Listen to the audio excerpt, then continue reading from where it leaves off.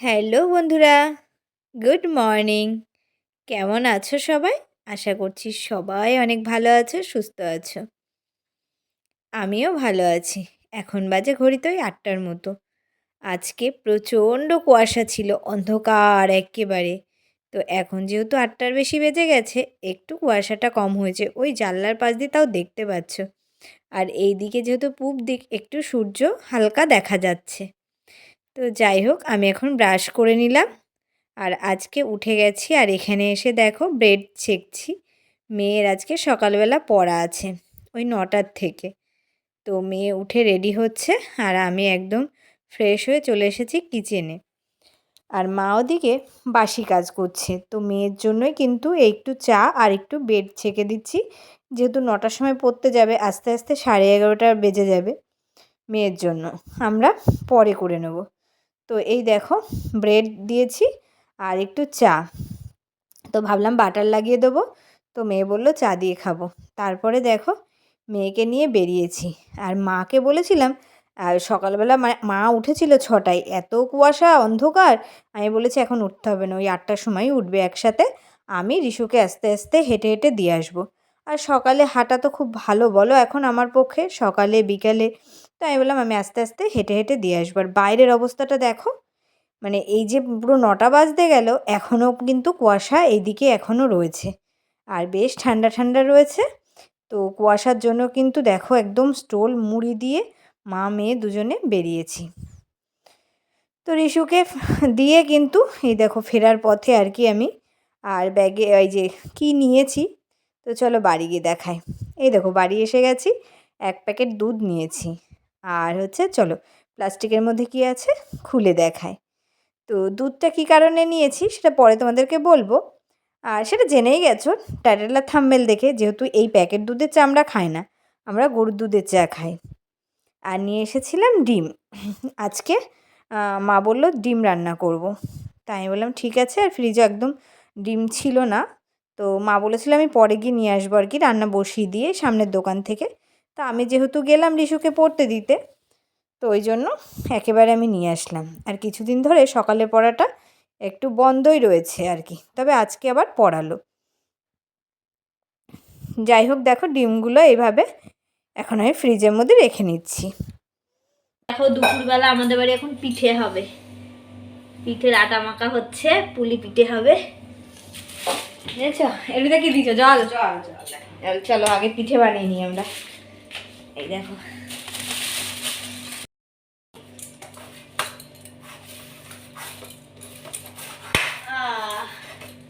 এই দেখো নারকেল রেডি করে রাখা আছে কালকে রাত্রে, এটা দিয়ে এখন বানানো হবে। তো ভাবছো হঠাৎ করে দুপুরবেলা এখন পিঠে কেন বানাচ্ছে রান্নাবান্না বাদ দিয়ে? তো রান্নাবান্না হয়ে গেছে বন্ধুরা। তো মা সমস্তটাই করে নিয়েছে, তারপরে পিঠে বানাতে বসেছে। এখানে আজকে হবে দুধ পুলি। আর ওই দুধের প্যাকেটটা ওই দুধ পুলি করবো বলে নিয়ে এসেছি। আর এমনিতেও ঘরে একটু একটু করে অনেকটাই গরুর দুধ জমে গেছে। আর এই নারকেলটা ওই যে বললাম কালকে মা রেডি করে রেখেছিল। তো এখন সেই মানে পিঠেটা বানাবো। তো এই দেখো পিঠেটাকে এইভাবে বানাচ্ছি। আমি না সেইভাবে পিঠে বানাতে পারি না, মানে পিঠে বানানোতেই একেবারে ঘেটে যাকে বলতে গেলে। তো দেখো মা কী সুন্দর বানাচ্ছে আর আমি এদিকে এইভাবে কিন্তু বানাচ্ছি। তো মাকে বলছি আমার কিন্তু ভালো হবে না। তা মা বললো এখন তাড়াতাড়ি টাইম, যেমন পারিস সেইভাবে কিন্তু বানিয়ে দে। আর পিঠেটা এই জন্যেই বানানো হবে কারণ মা বাড়িতে যাবে আজকে। তো তার জন্য আমি পিঠেটা আমার মানে ভাইপোর জন্য আর কি বানিয়ে পাঠানো হবে। কারণ আগের দিন আমরা মানে তোমাদের সাথে সেদিনকের ব্লগটা করিনি, মানে মকর সংক্রান্তিতে পাটিসাপটা আর আদোসা পিঠে করা হয়েছিল, মানে তেলে ভাজা। তো ভাইপো দেখে খুব কষ্ট পেয়েছিল, কারণ প্রত্যেকবার তো মা বাড়িতে থাকে, মা ওখান থেকে করে আমাদের জন্য নিয়ে আসে, সবার জন্যই আমার মা করে। তো এবার যেহেতু আমার এখানে, তো ওর মাও পিঠে ভাটা কিছু করতে পারে না।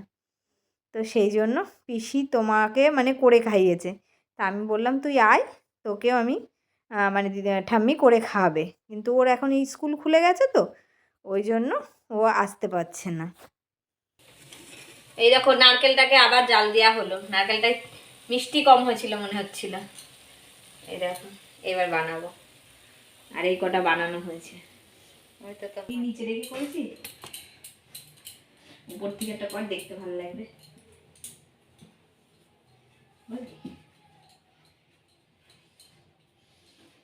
পোষ বাড়ি বেরিয়ে গেছে, আমরা এখন পিঠে খাচ্ছি।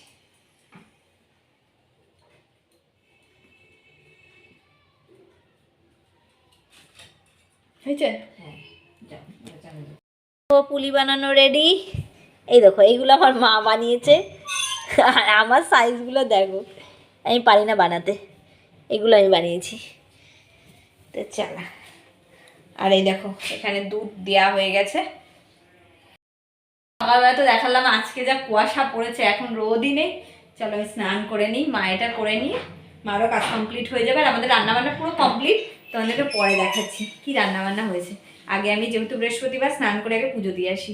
তো টাটা। তোমাদের সাথে বললাম স্নান করতে যাব, কিন্তু দেখো মা বললো স্নানটা একটু পরে কর, কারণ এই উনুন পাড়ে দাঁড়িয়ে এগুলো একটু ঠিকঠাক করে দে।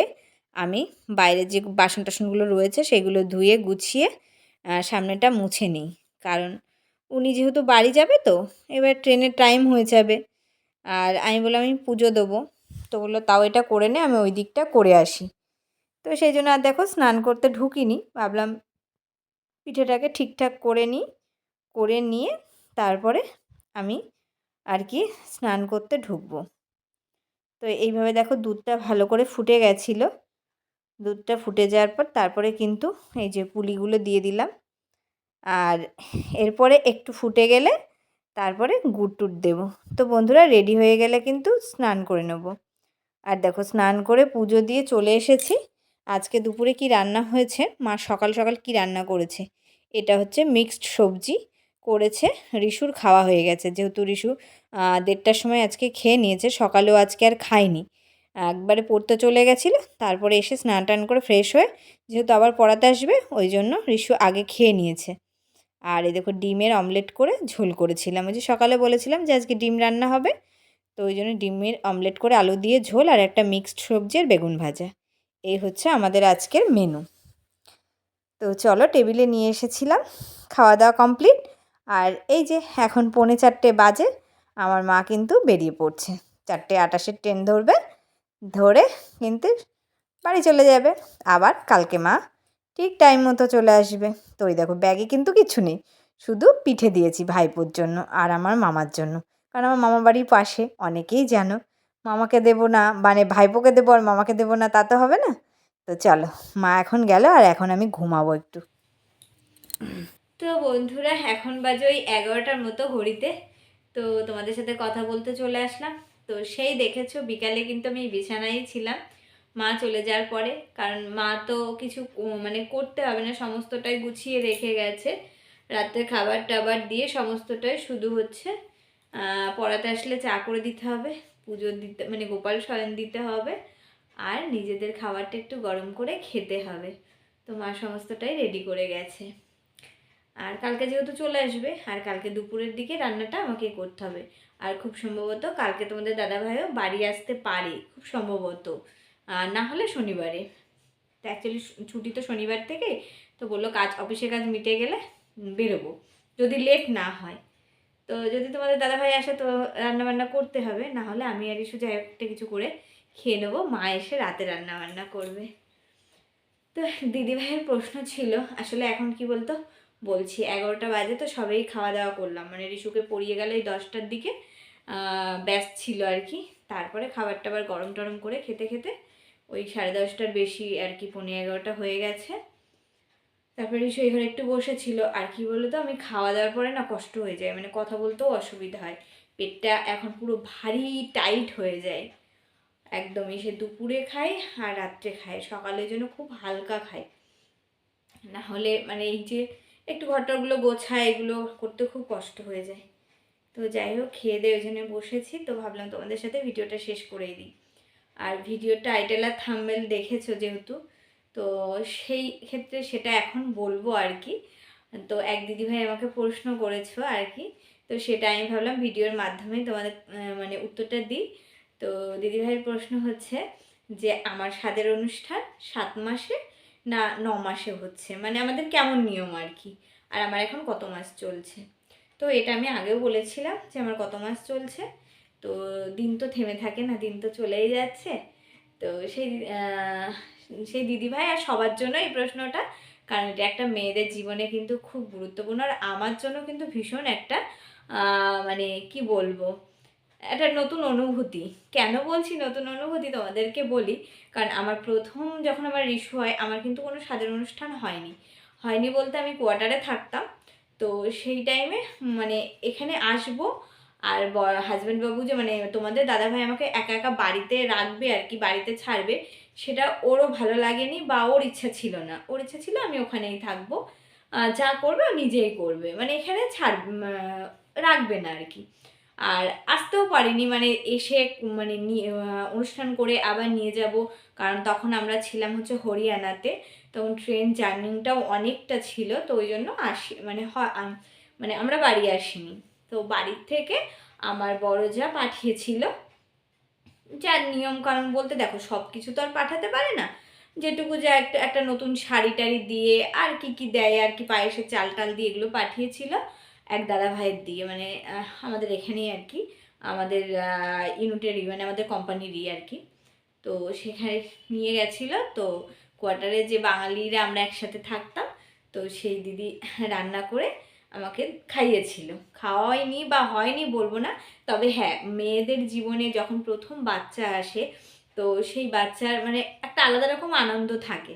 তো অনেক সুন্দরভাবে সেটা পালন করা হয় যখন প্রথম বাচ্চা, তার স্বাদের অনুষ্ঠান, বাপের বাড়ির স্বাদের অনুষ্ঠান। তো সেটার ক্ষেত্রে আমার কিছু হয়েছিল না। আর মা মা গেছিল 9 মাসের, যখন 8 মাসের পরে আর কি, তখন মা গিয়েও ওই পায়েস রান্না করে দিয়েছিল। আর ওখানে কি বলো তো, অন্য জায়গা তো, আমাদের মতো এখানে কিছুই পাওয়া যেত না, মানে কোনো রকমভাবেই মা একটুখানি পায়েস রান্না করে, একটু মাছ পর্যন্ত পাওয়া যেত না, জানো, হরিয়ানাতে এতটাই সমস্যা হতো। তো যাই হোক দেওয়া হয়েছিল। তো এতদিন পর যখন একটা সবার একটা আনন্দ মানে এসেছে বাড়িতে, সেক্ষেত্রে আমার মা মানে আমার মা এই বাড়িতে আর কি। তো সেই জন্য একটা বেশ বড়সড় করে, মানে বড়সড় বলবো না, খুব বড়সড় না, মানে ছোটোখাটোর ভিতরেই আর কি সবার এই আনন্দটা মানে তুলে ধরা। মানে তোমাদের দাদাভাইয়ের জবের থেকে শুনেছে, তবে থেকে ওর মনে একটা আছে যে না, একটা স্বাদের অনুষ্ঠান করব, মানে করতে হবে, করব এরকম একটা। আর আমার মায়েরও খুব ইচ্ছা, তারপর আমার দিদা, মানে সবার একটা ইচ্ছা থাকে না, তো সেই জন্য আমার আনন্দটাও বেশি, কারণ কি কি হয়, কিভাবে নিয়ম করতে হয় আমিও কিছু জানি না। তো সেই জন্য আমারও বেশ একটু আনন্দ হচ্ছে, কারণ এই টাইমটাতে।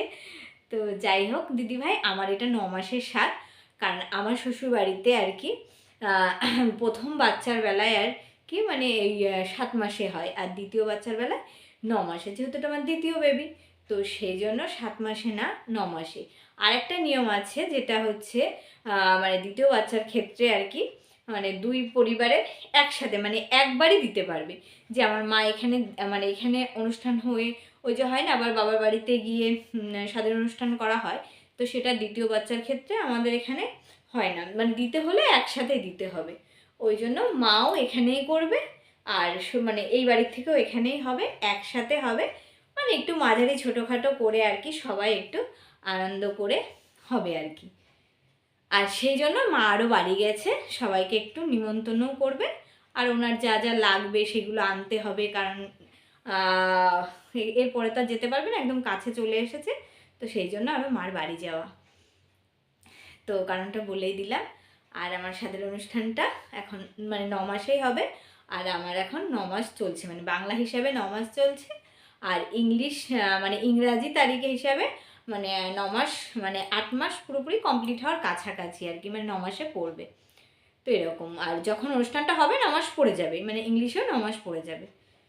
তো যাই হোক, এটাই তোমাদেরকে বলার ছিল। আর এখন যেহেতু 9 মাস চলেছে না, আমারও না এখন ভয় ভয় লাগছে। আসলে প্রথম বেবি তো তখন কিছু জানা যায় না, ওর কি বলো তো, অন্যরকম একটা অনুভূতি, তখন তো কিছু জানা যায় না। আর দ্বিতীয়টা যখন হয় আর কি, প্রথমের সব কিছু ধরো আমরা জানি, সেই ভয়টা আমাদের মনের মধ্যে থাকে। তবুও চলো, ভয় তো একটু লাগে, তবুও ভগবানের কাছে সব ছেড়ে দিয়েছি। আর তোমরাও প্রে করো যেন আমি খুব তাড়াতাড়ি পুচকুকে নিয়ে বাড়ি এসে সুস্থ স্বাভাবিকভাবে তোমাদের সাথে সুন্দর সুন্দর ব্লগ দিতে পারি, তাই তো। এখন তো সেইভাবে ব্লগ করতে পারছি না, তো দিতে পারি। আর শর্ট মানে রিলস ভিডিও ঠিকমতো করতে পারছি না, ভালোও লাগছে না, শরীরেও নিচ্ছে না, তো তার জন্য। তো চলো বন্ধুরা, আজকের ভিডিও এখানেই শেষ করছি। সবাই ভালো থেকো, সুস্থ থেকো। আর যারা যারা আমার চ্যানেলে নতুন রয়েছে, নতুন ভিউয়ার্স আছো, তারা চ্যানেলটাকে অবশ্যই সাবস্ক্রাইব করো, পাশে থেকো। তো চলো, আজকের মতো টাটা। দেখা হচ্ছে আবার নতুন কোনো ব্লগে। আর অবশ্যই স্বাদের অনুষ্ঠানের ছোট ছোট ব্লগ যেটুকুই করতে পারি না কেন তোমাদের সাথে অবশ্যই শেয়ার করব। তো পাশে থেকো। তো টাটা, গুড নাইট।